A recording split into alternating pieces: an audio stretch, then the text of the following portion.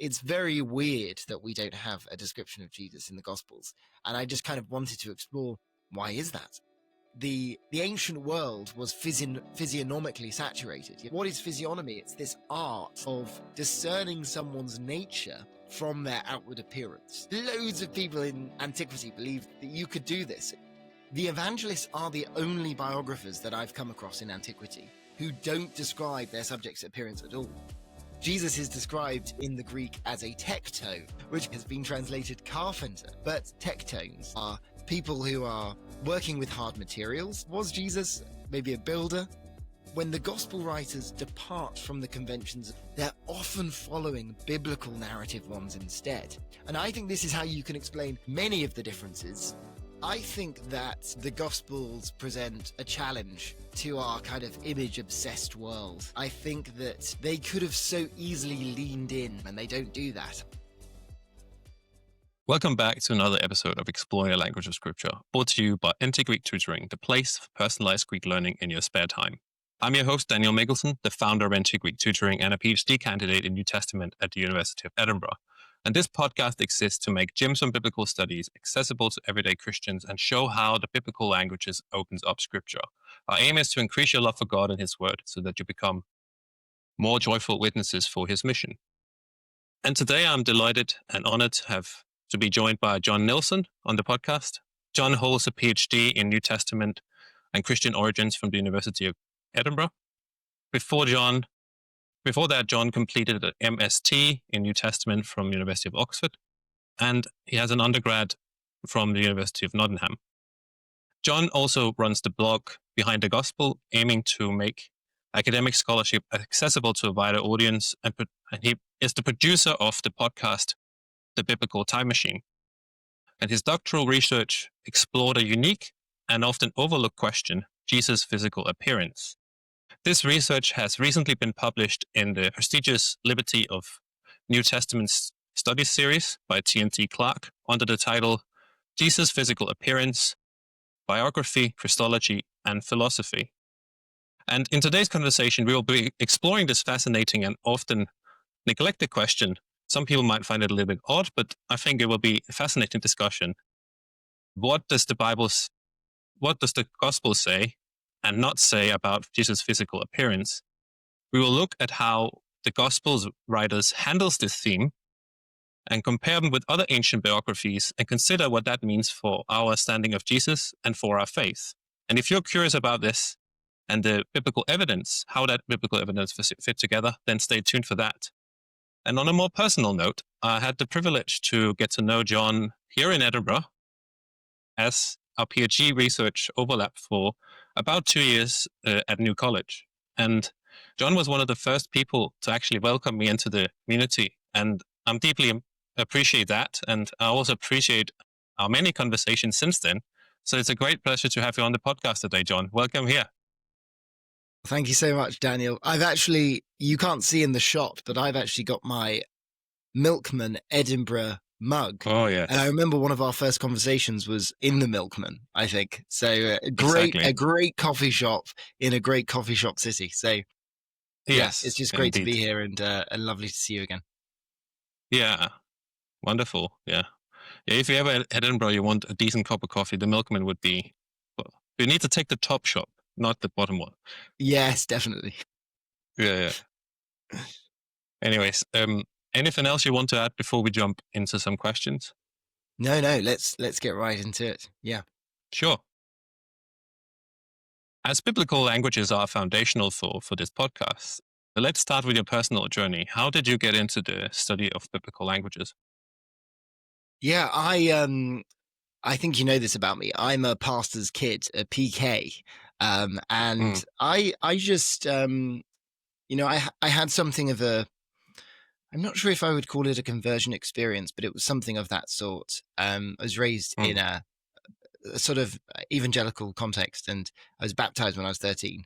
And I just fell in love with the Bible after that experience. And I was always just so excited to listen to a sermon in which someone would say, the original Greek says X, Y, Z. because it just felt like you were peeling back the layers and getting closer to the meaning of the text. And so that really inspired me. I didn't want to do a traditional theology program. I wanted to study the Bible, but I also wanted to do it critically as well. So I went to the University of Nottingham, where they just brought out this new program called Biblical Studies and Theology. So that was kind of my introduction to the biblical languages, and I had a great tutor there, Dr. Peter Watts, and that I sort of fell in love probably more with Greek than with Hebrew. I have always struggled with my Hebrew, and I think especially working on New Testament, obviously you need the languages, but I'm definitely more rusty with the Hebrew than with the Greek. Yeah. To be honest, my Hebrew is also not as good as I wanted it to be. So I feel with you. Often the case with us New Testament people. Yeah. Yeah. So as you've been reading the biblical languages, how have knowing them opened up scripture for you? I think in a few ways. I think, especially in the context of studying the Bible, I think what biblical languages do is they kind of give you an autonomy. I think what sometimes frustrated me growing up was just maybe what frustrated me when I started studying the Bible was the feeling like I'd only been taught maybe one side of something. And this was part of my sort of theological motivation to study the Bible at university was, is any of this true? I want to sort of widen my horizons. And I think the biblical languages are just a fantastic way of doing that. I think it's not necessarily that we're all going to become linguists, because I definitely wouldn't consider myself to be a linguist, but I think learning from a grammar, learning your basics even.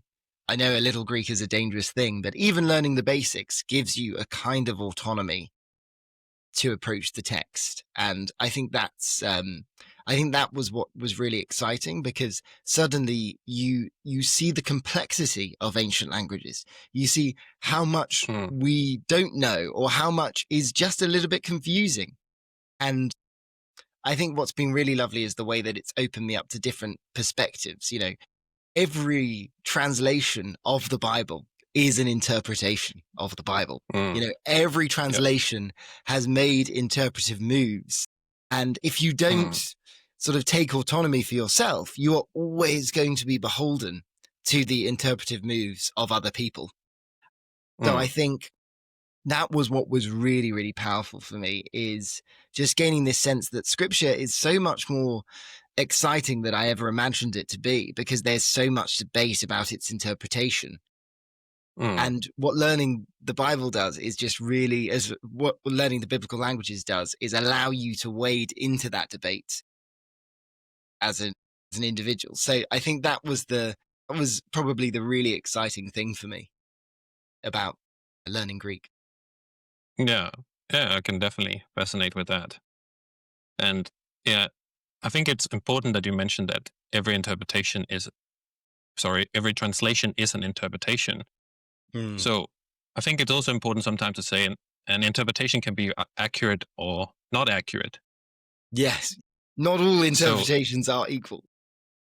Yes, exactly. But at least in English, you're blessed with many different interpretations, or translations, which means that even if you don't have the biblical languages, you can see that the perspectives or the different things, and sometimes get a little bit closer than you would be able to from my mother tongue, Danish, where we only have a couple.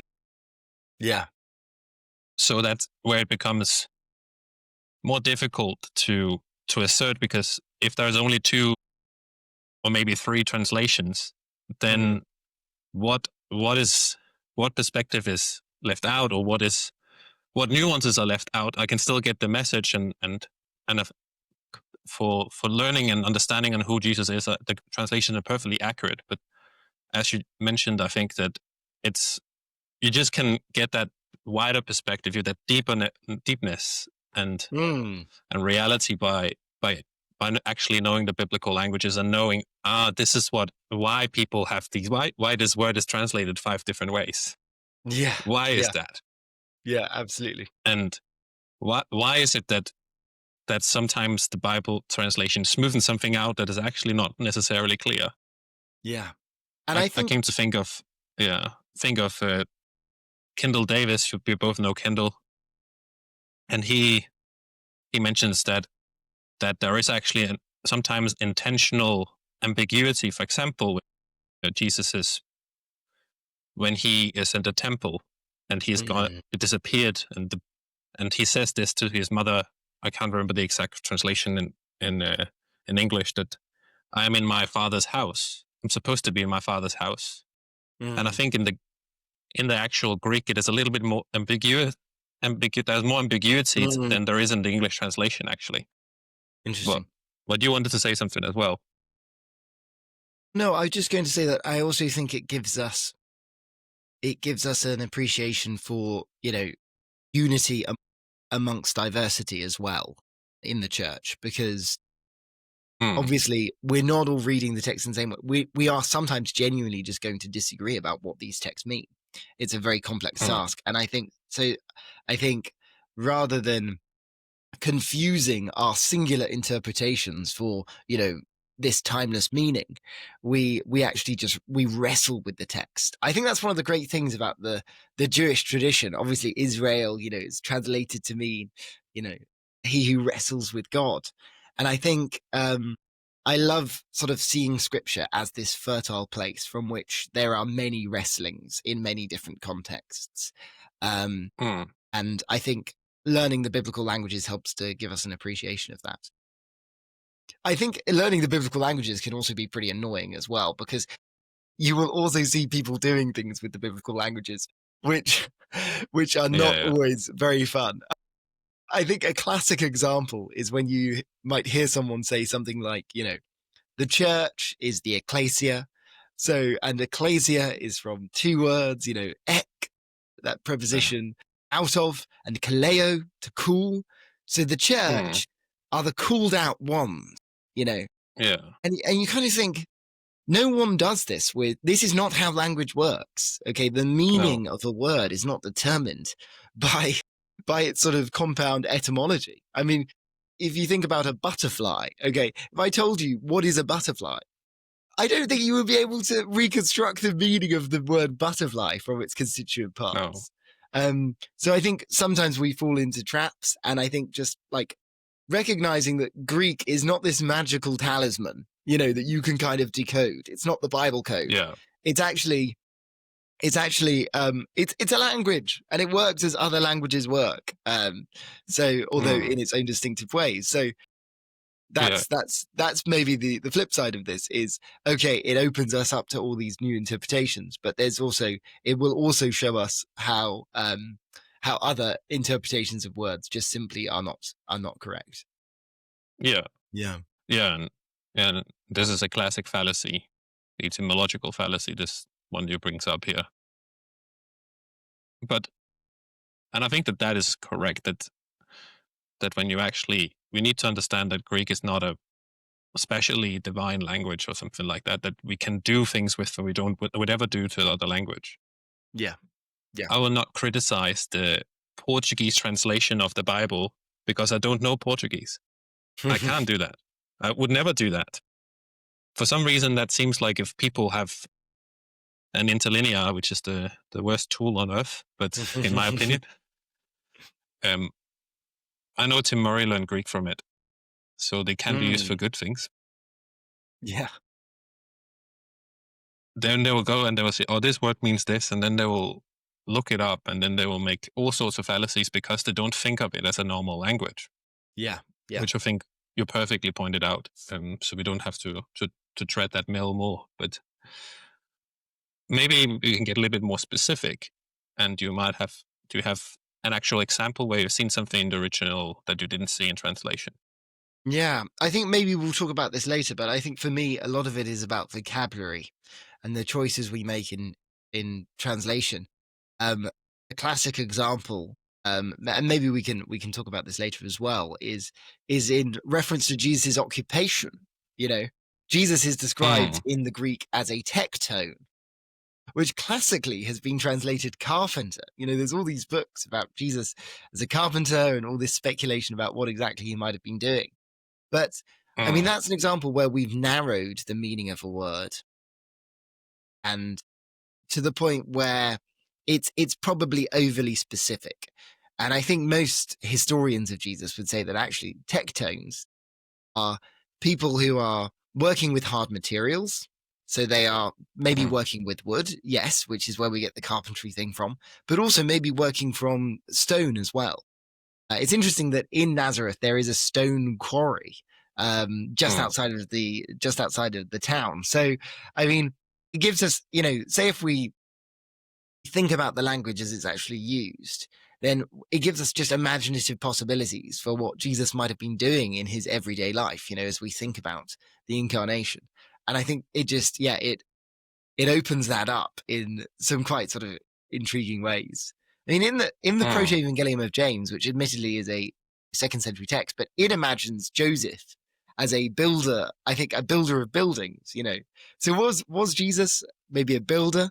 Is that why when his disciples go, look, Master, look at all these wonderful stones, are they going to the person who works with these materials? I don't know. It sort of adds just a richness and a humanity to the text, which we might, and also which we might overlook, but also it allows us to sort of look at the whole Christian tradition, which has accrued over it, and to look at that tradition more critically. Obviously, with something as trivial as Jesus' occupation, maybe that doesn't sort of affect the sort of theology of the church or anything. But it's still just an example of the way in which learning a language might change your interpretation of something. Yeah. I think that's very helpful. I think it is Thespori, which is this a village or a city. Guess it was. I don't know how big it was at the time of Jesus, which is not too far from Nazareth. Yeah, and I was there when I was there in 2016. Our guide was sort of like suggesting that maybe Jesus was a stoneworker because that's how they built houses. And maybe they actually was because this city was built around that time. Yeah, a lot of people have said that Jesus might have worked in Sepphoris, which is kind of 4 kilometers north. And that, there's a sort of Greek-style theatre there, and maybe he was involved in the construction of that. Some people go so far to say that, this term that keeps popping up in the Gospels, Hippocrates, is, I mean, there's another interesting Greek word, because it can be used to mean actor. So a hypocrite is an actor.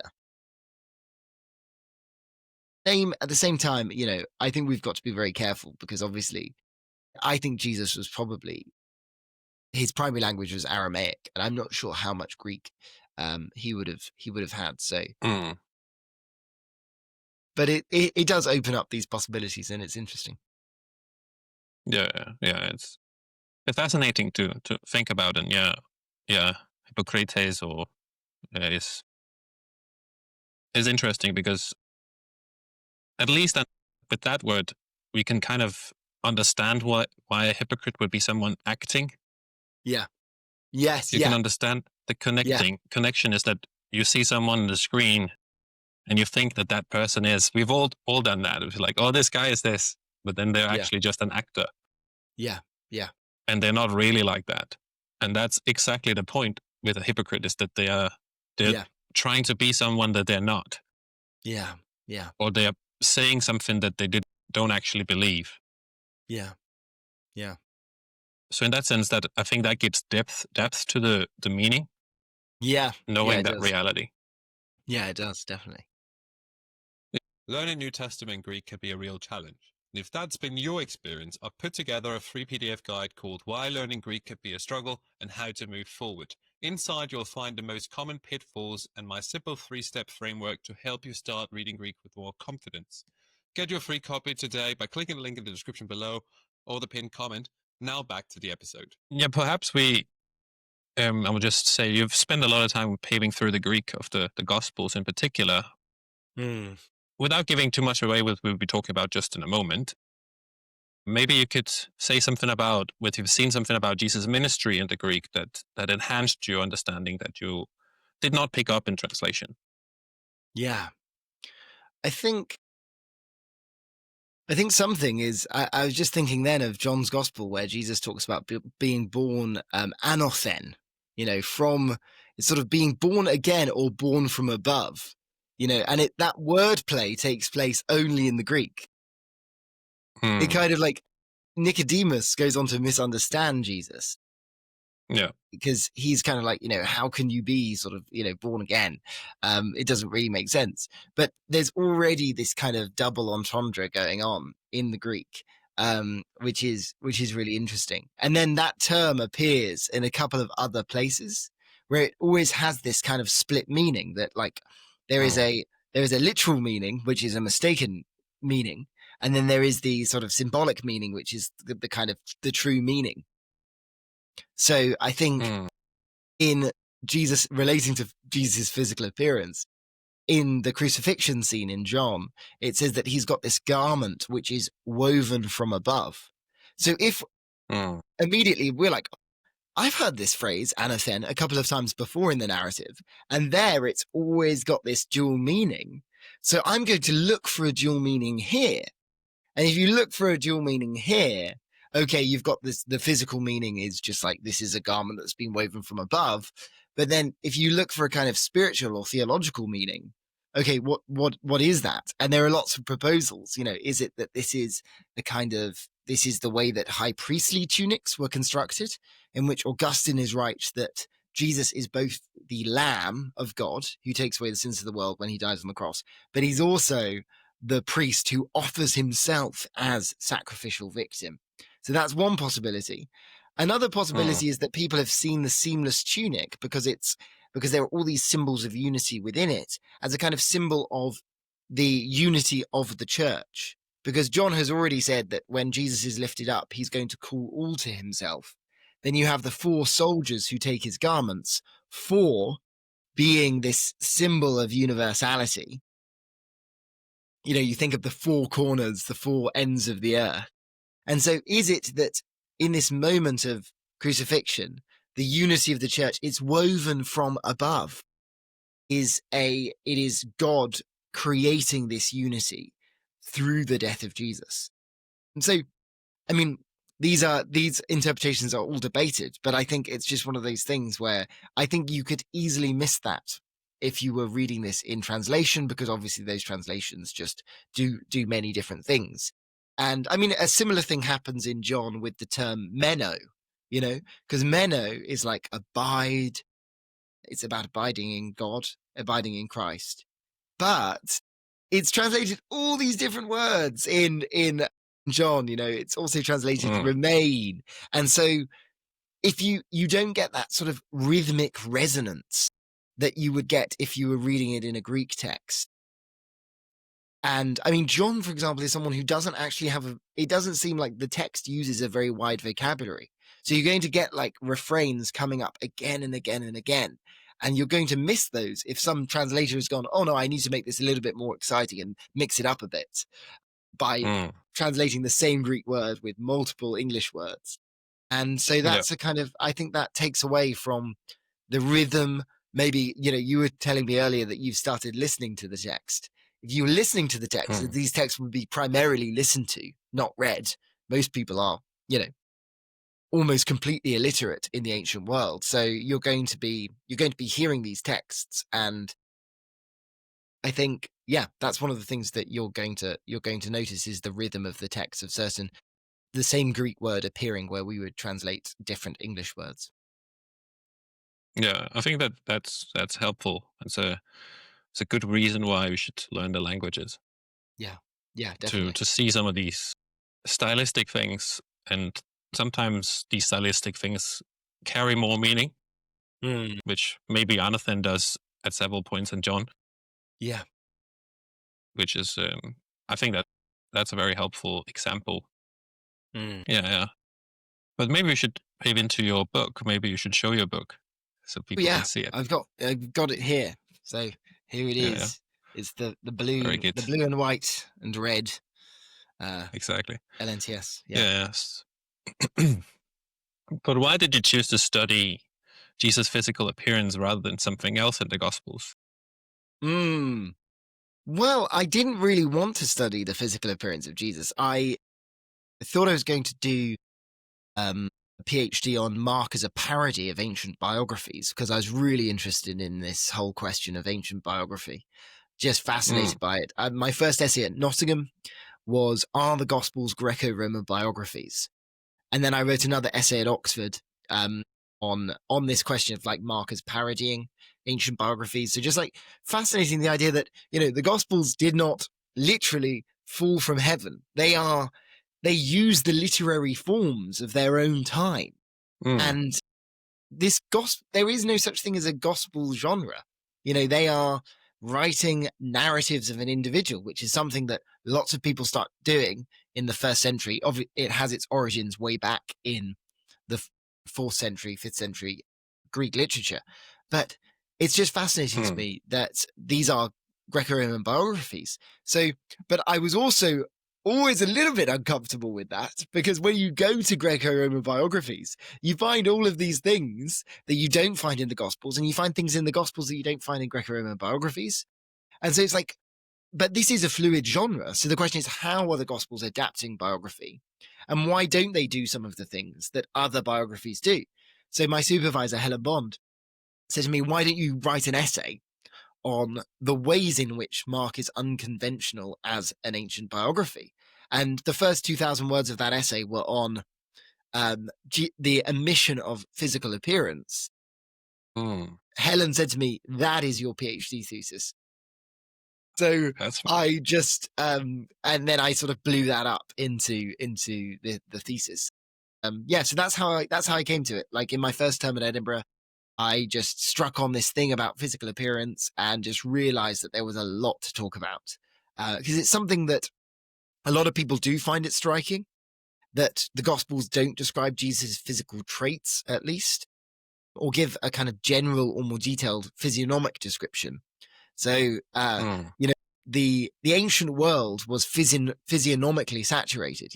There's a fun word actually that probably does relate to its etymology. Physis, nature, and nomon, the discerning, the judging. So what is physiognomy? It's this art, this kind of pseudoscience of discerning someone's nature from their outward appearance.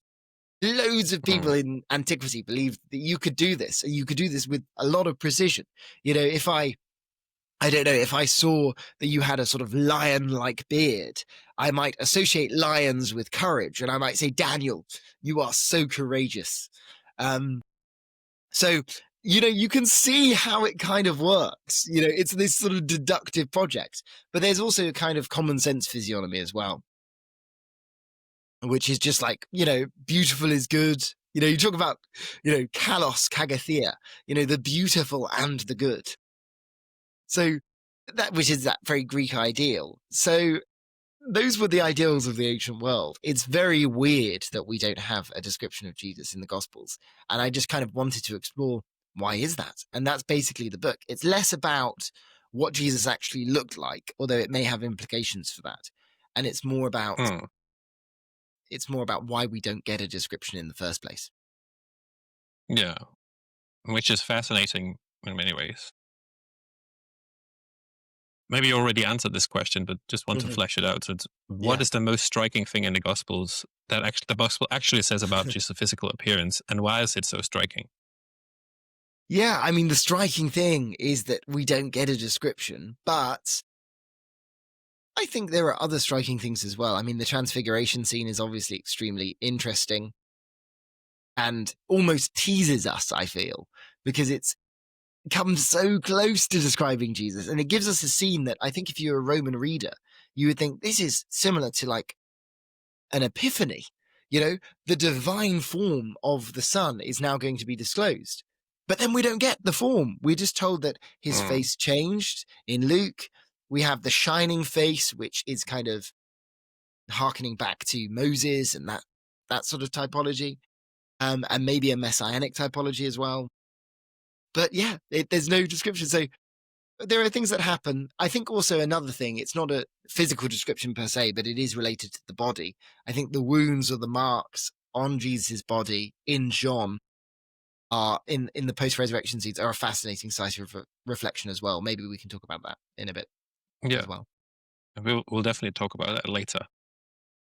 So maybe we want to circle back to like the Greek biographies and why they are so focused on physical appearance of the person that is biographed. I think that's how you say it in English.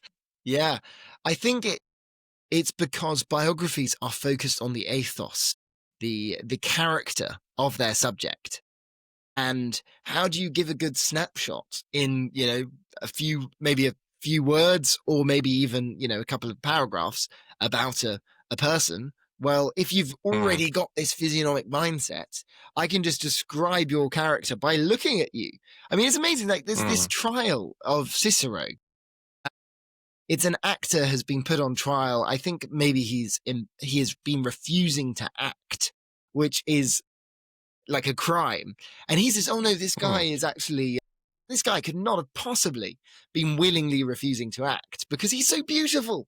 Just look at him. And this is like a genuine, like philosophical argument in defense of this actor that Cicero is making. It's like, he is handsome.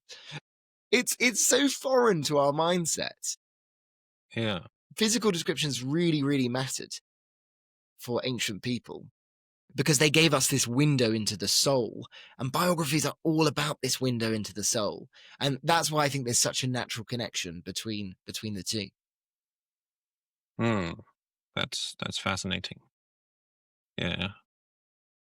This is a bit offhand question, because Jesus in the Sermon on the Mount, he talks about the eye being the window into the human. I don't know if he uses psychos, the soul, or he just says the person. I can't remember. Yeah. What if that is a comment on this stuff, or is it something else? Yeah, I'm not sure. I didn't look at that passage in any detail in my thesis. I think that overall, I see Jesus' approach to appearance as quite negative. He thinks that appearances can be easily deceiving. And he teaches us, don't care about what you wear. Don't care about do not be concerned with, your body. Don't think that you can add a cubit to your stature. Just don't worry about it, kind of thing. And when people are using clothing as a sort of expression of status, their religious piety within the community, he has some quite negative things to say. Broadening. Don't broaden your phylacteries, your and your tefillin and your tzitzit, these violet tassels that people would wear. People were using these for show, and there is a criticism of that by Jesus. Overall, I think, and it comes back to that sort of, the actor thing that we were talking about earlier. He sees the Pharisees as actors in that regard. And so, so I think he feels, at least on the level of clothing, like clothing is not a reliable indicator of who you actually are as a person. So you should probably not worry about it too much. Obviously, some of us do worry about it more than we should, but yeah. Yes. It is definitely a similar issue we have in the modern world. Yeah, definitely. Yeah, that how we look is who I am. Yeah. Which, according to the Gospels and to Christian doctrine, is not true at all. Yeah, clothes do not maketh the man. Exactly. I mean, look at me. I'm dressed a bit like an academic today, but I have no tenure. So there we go. Yeah. And I like wearing shorts all year round if I could, but I don't, and I'd usually wear t-shirts, but when it I wouldn't do be good in podcasts, Edinburgh to wear shorts all year round. Yeah, it's true. So that's why I'm annoyed from November to February, March, maybe April, depending on the weather. I have to wear long trousers, but anyway, that's another thing. It's probably like if we've just been talking about the ancient biographers are very focused on appearance of those biographed persons. Why are the gospels not saying more? Yeah, I think I look at this from a number of different angles, and I try to think about, like, why do some biographers not include their subject's appearance? Because the evangelists are the only biographers that I've come across in antiquity who don't describe their subject's appearance at all. So we do have other lives which don't describe their subject's appearance, but all biographers, apart from the evangelists, do describe their subject's appearance at least sometimes. So the evangelists are quite exceptional in this regard. And some people are kind of philosophically opposed to appearance. Like, for example, Plutarch will describe the appearances of kings in his narrative, if only as a literary tool to show that they didn't actually live up to their kingship. But he doesn't describe other figures so much. And you think, well, why is that? Well, he tells us, he says, I don't place as much importance on looks as other people. So he's clearly not bought into that physiognomic project. So one question there is, are the Gospels brought into a physiognomic project? You know, what can we hear the evangelists say about physiognomy more broadly? Another avenue is to think about Jesus' characterization. You know, would it make sense for the Gospels to describe Jesus as beautiful, like an elite Roman man would be expected to look? Well, you know, if we think about the construction of Jesus' masculinity in the Gospels, it doesn't always look like elite being an elite Roman man. Or if we think about the suffering servant, you know, would there be reasons not to describe Jesus as the suffering servant in this regard? But I think that one of the big ways that I try to explain this is by looking at how are they adapting biography. Because I think when the gospel writers depart from the conventions of Greco-Roman biography, they're often following biblical narrative ones instead. And I think this is how you can explain many of the differences between the gospels and other Greco-Roman lives. It's through their use of scripture. So I kind of try to think about what are the ways in which Jewish writers could engage Greek genres. Okay, so the Greeks have all these genres and they're the dominant literary culture. And Jewish writers will adopt those genres, but they do so in a couple of ways. Some writers do what I call indigenize. So they share a genre with the Greeks, but they prefer to draw on their own narrative prototypes for that genre. And then there are some that what I call assimilate the Greek genre. So 1 and 2 Maccabees represent, you know, two different ways of writing history about the same period. You know, one will indigenize and the other will sort of assimilate a more Greek style of history. And I think the same thing could be going on with biography. So take Philo of Alexandria. Philo, he's this elite Jew and in the Greek-speaking world. And he knows the conventions of Greco-Roman biography and he follows them. He, you know, when he writes his Life of Moses, he says, I'm beginning where it is necessary to begin. You know, he knows what these conventions are, and he will start with the birth and the genealogy or rather the sort of background of the noble background of Moses, which I think he kind of concocts a little bit, or he has some sort of spurious sources for. And then he goes on and he describes the virtues of his subject and he describes the appearance of his subject and how sort of Moses is kind of photoshopped into becoming this perfect Greek gentleman. And it's quite fun to see that physiognomic transformation, because the biblical text only describes Moses as tov, as good, which is not the word for beautiful. So, but he becomes beautiful in the Greek that Philo is using. So yeah, it's interesting. I think that Philo is doing this assimilating project. I think the Gospels are what I'm calling indigenizing, and I'm not like inventing a subtype of biography or anything like that. I'm just saying that there are different ways of blending Greco-Roman biography with other texts. And clearly, like the Septuagint is just like the Gospels are shot through with the Septuagint. Or rather, I should say the Jewish scriptures, because some people think that the Septuagint just refers to the Torah.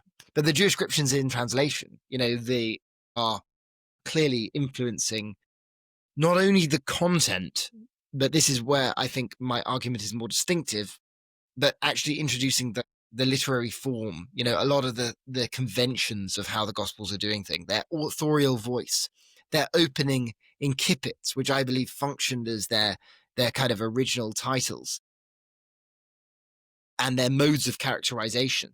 And the reason why this is so significant is because when you go to the Jewish scriptures, you do find physical descriptions, but only when they're necessary for the construction of the plot. So you're not just going to get kind of any description you like just because it's art for art's sake or something like that. You're going to get descriptions when they're crucial to the narrative. And I think that's a good way of explaining why there's no description of Jesus in the Gospels. It was not crucial to the narrative. Now, I'm not saying that this is the only reason. I don't think we can recover the author's minds. I think we can talk about an implied author, the author that's given to us by the narrative of the text. But those are some of the explanations I explore. That's fascinating. And it's also, I think it's intriguing in a way that they're saying this is not necessary. But maybe we can ask a different question, is that what can we say about Jesus's appearances from the data we have available in the Gospels? Yeah. Well, we know that he was a Jewish, Galilean man. So, we could fill in, I mean, Joan Taylor's written this brilliant book called What Did Jesus Look Like?, which kind of inspired my own research. And she kind of paints the picture of an average looking figure. What would an average looking figure look like? Well, he might be 5'5" or 5'6". He might have a kind of Middle Eastern complexion, maybe like a honey colored complexion or a dark honey colored complexion. He would not, like Zeffirelli's Jesus of Nazareth, have blue eyes. He would have, darker eyes, darker hair. There's no long beard going on. I mean, you would have a long beard if you'd taken a Nazirite vow, as I think John the Baptist has. But we know that Jesus did not take that vow because, he is seen drinking in the Gospels, so which was another requirement. So he is. Those are sort of the main features, I think, of his appearance. He's probably got shorter hair and shorter facial hair if he has any at all. Yeah. Yeah, interesting. Yeah. Well, why would you say the hair is short? Because that's usually not how we think of it. Yeah, I think because in some early Christian depictions, the hair is short. But what happens is that in the 4th century, with this sort of like Byzantine explosion of art, well, Constantine takes power and you get this kind of iconographic motif of like Jesus as the cosmocrator, the sort of ruler over the cosmos. And there he is depicted much more in terms of almost like Zeus-like or Asclepius-like, these older Roman deities.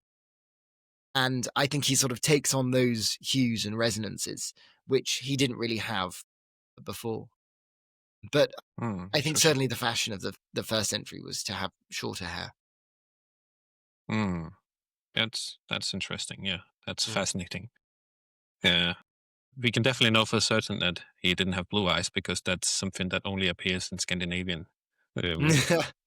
Yeah. I think I read about it that it is apparently like there's a gene modification, a gene that is missing in amongst Scandinavians that makes the eyes blue.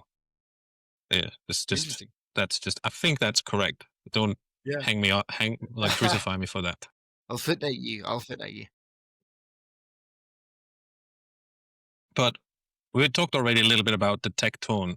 But does that give us that Jesus being a tektōn a builder, carpenter? Does that give us any insight? Yeah, I think it might do. I mean, some people have said that Jesus is, if you are working with materials, hard materials, and it could be hard work, then maybe Jesus was, and he was itinerant, at least at some point. So maybe he was like pretty lean. Maybe he was quite a lean person, quite a strong person. On the other hand, I want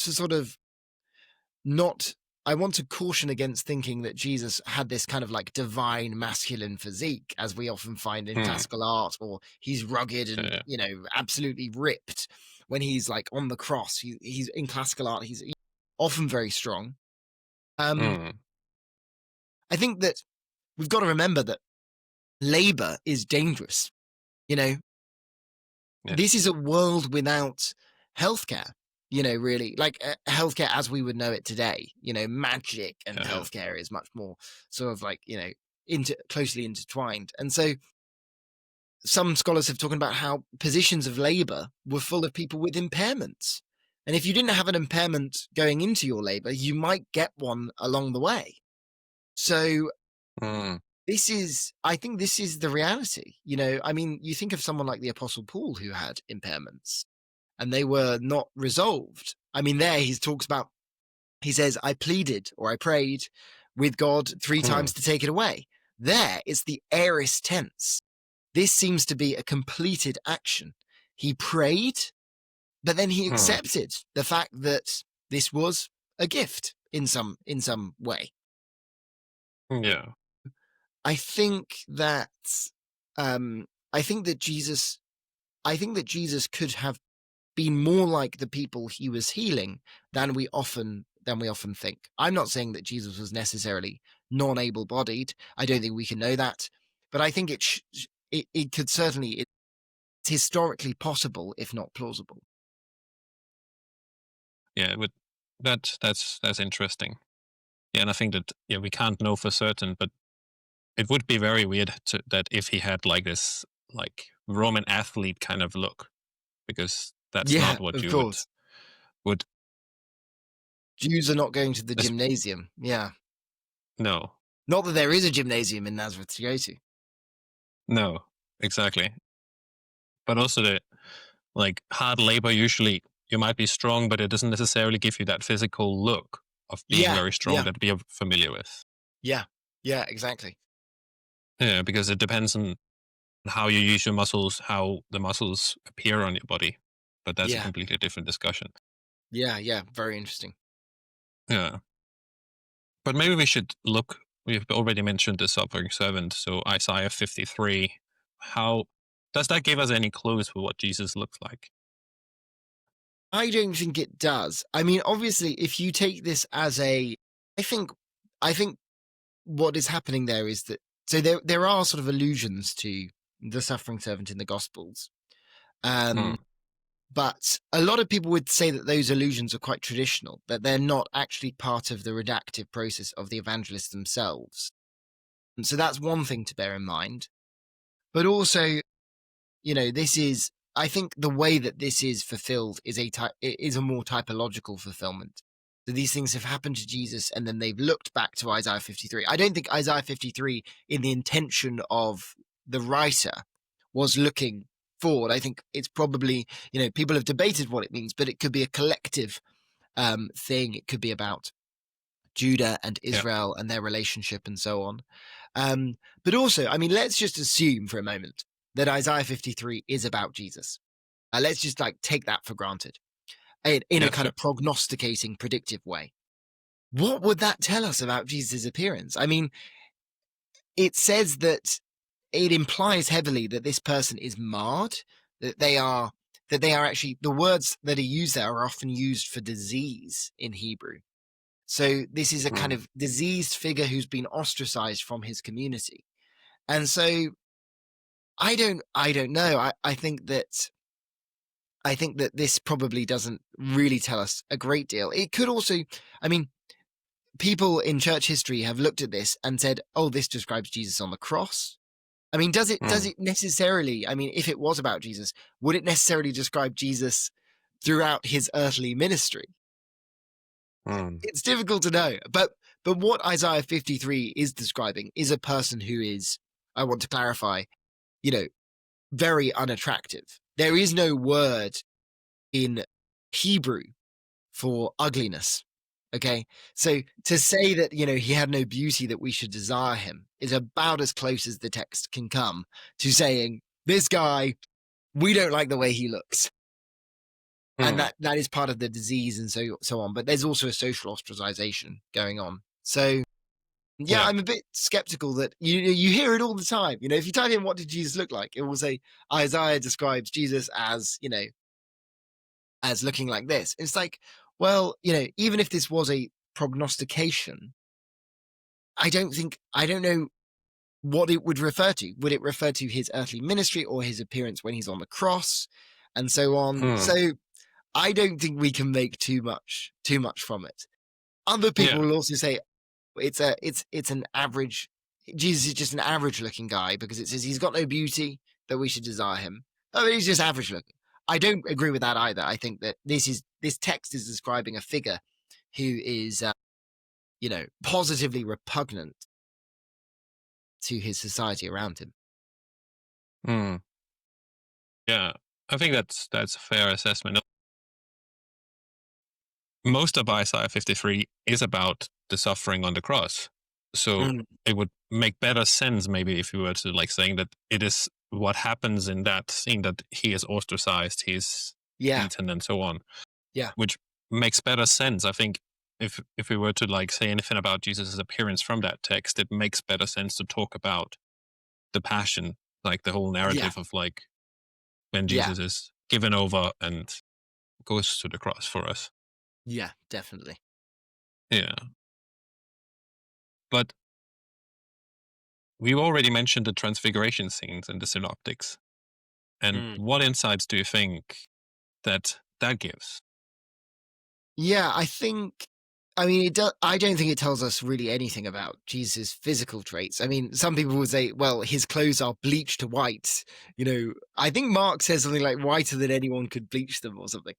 And some people have said that, okay, this is proof that Jesus probably wasn't wearing white clothing, like the Essenes, as Josephus describes them, wear white. Yeah, I don't even know if we could say that. I mean, I think it's probably likely that Jesus just wore undyed wool or linen. But in terms of the face is really interesting because you've got that Moses typology, like Moses's face shines. You've got a text describing the face of the Messiah will shine on the earth. I think that's the Testament of Levi text. So maybe there are messianic things going on here. But also, I think the fact that he is transformed and there is light and so on, and there's shining, I think for a Roman reader would very much signal the divinity of this person. I think that, it's clear that Jesus is being presented as greater than Matthew, greater than Moses, greater than Elijah. This is my beloved son. So I think those are some of the things that are going on in the Transfiguration. But as to what it can tell us about his physical traits, it is sadly elusive. Yeah. I think I agree. It also, there is tabernacle allusions as well, with the cloud coming and covering. So I think it's Seth Pastel in his devotional talks about it, that if I remember correctly, it's that in the tabernacle, the cloud in the tabernacle that happens in is actually to shield Moses from seeing God's glory. Yeah. And in this case, the cloud covers the disciples. Yeah. So there is an allusion there so that it's I definitely think that it's pointing towards Jesus' divinity, that this is God in the flesh, which is what John says. And also, I think that this could explain why we don't get a description, at least in that moment where we would expect one, at least from a kind of Greek expectation of Epiphanies will disclose the beauty of the God, the goddess. Because if Jesus is a manifestation of God's glory, well, you can't describe the glory of the God, at least in direct detail. So when they do describe God in the Old Testament, it's almost always very heavy with simile and analogy. His feet were like burnished bronze, his hair was white like wool, and so on. There's this kind of reticence to actually really directly describe the form of the person. So I think that's also going on here. Kind of, the Lord is the manifestation of the glory of God, then, and we don't describe his physical appearance directly. Yeah. I think that's fair. And in that sense that you already answered the question about the relevance of glory for this question. So rather ask, actually, maybe we should go to the post-resurrection appearances. So you already talked about that, and we promised the listeners and viewers that we will talk a little bit about this. Although everyone, well, no, not everyone, I'm exaggerating, but most people who have read my thesis, which admittedly is only a few people, but they've said, oh, I wish there was more on the post-resurrection appearances. But I mean, the post-resurrection appearances, they also tell us nothing, which is really, really wild, because Jesus' form takes on a kind of different appearance. And yet we're not told, what are the contrasts in appearance? It's kind of really, really annoying, because if you go to like apocryphal texts, like the Acts of John, for example, has Jesus appearing in these different forms. But we know that what those different forms are. Now he's small like a child, now he's tall and beautiful, and he appears to different people in different ways. Whereas here there is maybe an element of polymorphism. There's an element to which Jesus' body is not constrained by normal constraints of appearance, but what that appearance is just unclear, and it's all very mysterious. But yeah, what I do find interesting is that John retains the wounds or the marks of the crucifixion, because I think that destabilizes our understanding of ability or bodily ability. Why is Jesus, when he is risen from the dead, why does he still have those wounds? We think, oh, all imperfections will just be removed. So I think that's an interesting slice of kind of theological reflection. But loads of people have done work on that, and I still need to dip into it. Yeah. There's some interesting stuff on that, which I have not looked into either. So that will maybe be for another conversation. Yeah. But I think it's fascinating that there is actually very little also in the appearances. Obviously, there are some times where they're a little bit confused about whether it's Jesus, but you can probably just as much explain that from psychological things. That you're not expecting to meet Jesus after he's been crucified. Yeah. I think, for example, that they didn't see that it was Jesus. The two on the road to Emmaus. Is that how you say it? Emmaus? Yeah. Emmaus, yeah. Yeah, it's maybe because they didn't expect it that they might not have noticed. Yeah. There is a psychological element to that, isn't there? Yeah. At least that's possible. I'm not saying that is the reason. I may be inclined to think that is the reason, but and then the Gospels does not portray Jesus in his glory in the same way as the Apocalypse does, which is very clearly, and actually maybe that's the most vivid description of what Jesus looks like in the entire New Testament. Yeah. And yet it's not, and yet it's theophanic. So in terms of sort of reconstructing the appearance of the historical Jesus from it, it still, doesn't give us what we want, which is annoying. Yeah, exactly. Yeah. Maybe we might want to ask a question about this. The Gospel says very little about Jesus' physical appearance. Do the descriptions of him as King and Lord help us in our understanding? Yeah, I think thinking about Jesus' kingship is interesting, because in explaining why we don't get a physical description, because Jesus is a king, but he's not a king in a conventional sense. When Jesus is described in kingly array, it's ironic, it's a parody. And so he's with a crown, but it's a crown of thorns. He's in a purple robe and so on. Mm. It's a robe that is placed upon him. And so, yeah, I think that Jesus is subverting our expectations of kingship, and therefore it's not so surprising that we don't find Jesus sort of adopting the kingly body as well that would be so expected. And I think the Mm. Lord aspect is kind of what we've been talking about. If Jesus is a manifestation of God's glory, then Mm. we might have a better grasp, at least in those moments where Jesus is theophanically described, of why the evangelists are very hesitant to go there in terms of a direct physical description. Yeah, yeah. And yeah, it seems like that's always around that they decide, like, the epistle of John is saying that we touch the glory, kind of. That's almost like how you should understand that he's talking about. Yeah. We saw and touched the glory of God in some ways. That's not the exact wording, but that's almost like what we would expect Yeah. it to understand it, that is actually, and that also seems to be what the prologue of John is saying, is that, like, this is the glory of God walking in flesh. Yeah. Yeah. Yeah.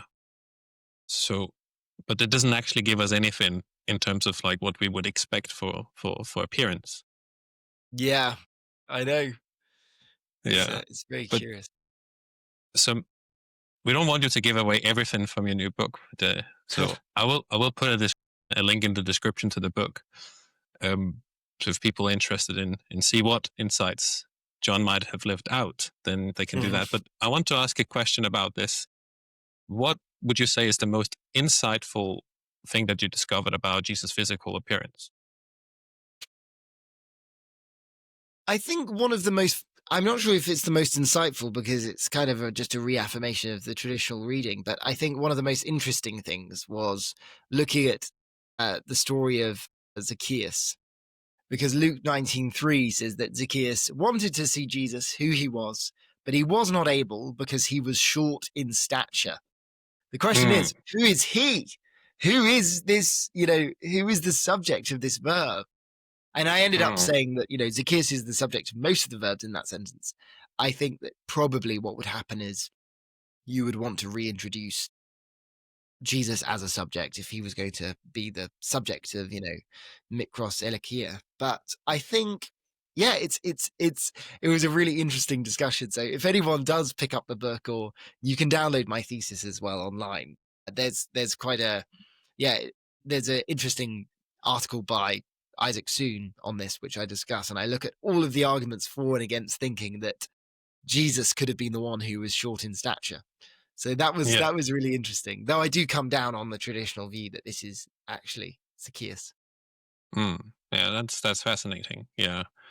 If you want to know that, know what John has been discussing in his book, then you can find it in the description. But we come to this place in the a favorite, maybe traditional part of this podcast is that where we ask the question, how can each of the listeners or viewers of our conversation today apply this to their everyday walk with Christ?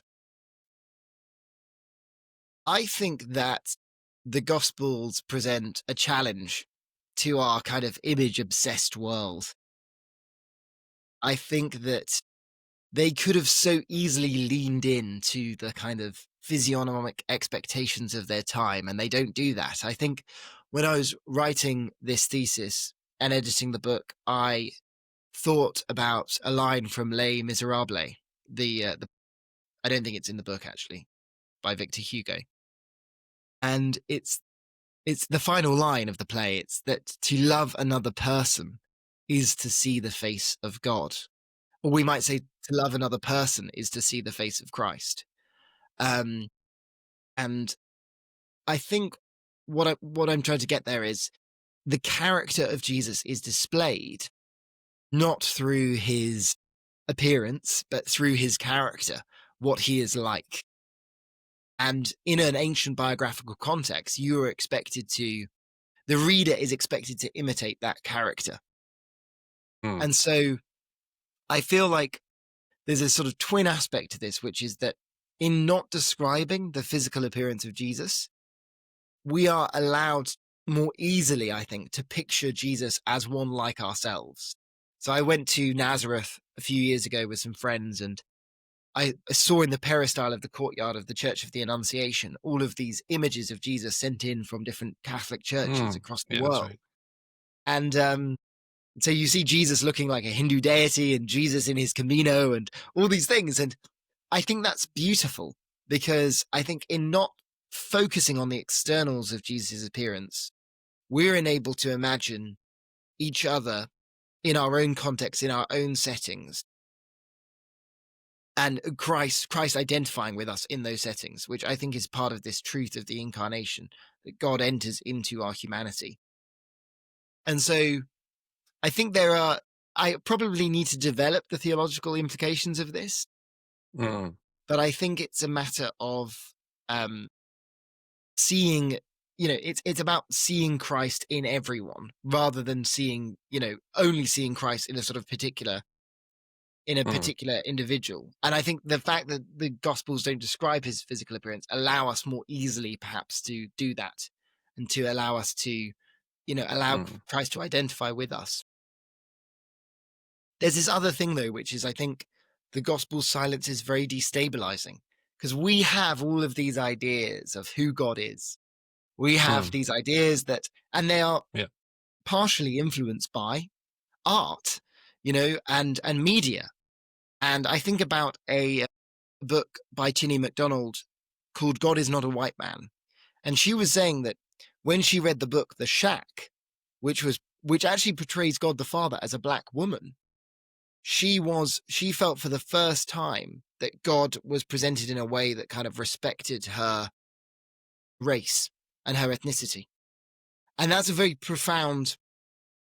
sort of profound thing for her, because I think so often if we present Jesus just as, this white European guy who is like beautiful and completely able-bodied and so on, which is just not true. But if we do that, then we divinize that conception of who God is. And whereas actually, God did not come as a white European man. He came as, part of a small province in the Roman Empire, was born under the Jewish law and so on.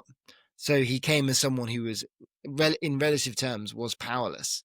And so I just think there's a lot. I mean, I haven't sort of centered on one thing, but I think there's a lot there to reflect on in terms of we need to sort of think about our images of Jesus and be conscious of them and be conscious of how we are creating them, so that we can actually destabilize those images and be able to see God in the lives of other people in a broader sense that is truer to the kind of egalitarian sense of early Christian literature as well.